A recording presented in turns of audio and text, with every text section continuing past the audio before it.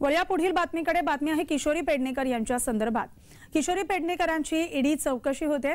शवपिशवी घोटाळ्याप्रकरणी त्यांना चौकशीसाठी बोलावण्यात आलेले आहे आणि त्याआधी त्यांनी प्रतिक्रिया दिलेली आहे प्रसार माध्यमांकडे। ईडीला पूर्ण सहकार्य करणार असं किशोरी पेडणेकर म्हणालेले आहेत। आता तर अगदी ते दुधासारखं स्वच्छ आहे की ज्यांच्यावर झाले हिसाब तो देना ही पडेगा। गेले आता कुठला हिसाब राहिले, त्यांना हिसाब तर द्यायचाच आहे।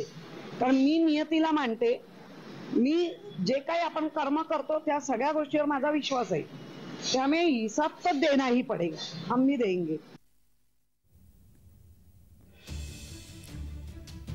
शवपिशवी घोटाळ्यासंदर्भात किशोरी पेडणेकर यांना ईडीकडून चौकशीसाठी बोलावण्यात आलेलं आहे आणि त्याआधीच त्यांनी ही प्रतिक्रिया दिलेली आहे।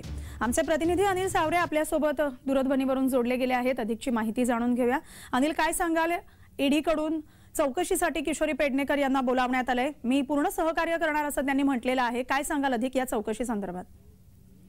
नक्कीच मिळालं पाहायचं झालं तर किशोरी पेडणेकरांना ईडीची चौकशीसाठी आज 11च्या सुमारास बोलवलं होतं आणि त्या हजर सुद्धा झाल्यात। मात्र आता कशा प्रकारचे ईडी यांचे जे ईडीचे अधिकारी असतील कशा प्रकारे चौकशी करतात आणि आपण पाहायचं झालं तर किशोरी पेडणेकर जे कागदपत्र ते सुद्धा ते दाखल करणार होते की कशा प्रकारचे कागदपत्र त्यांनी समोर सिद्ध करण्यासाठी दाखल केलेले आहेत। मात्र आता नक्कीच काय पाहायचं झालं तर किशोरी पेडणेकर यांना दिलासा मिळतो की पुढील कारवाईला त्यांना सामोरं जातं आणि ईडीचे अधिकारी कशा प्रकारे यांची चौकशी करतो हे सुद्धा पाहणं।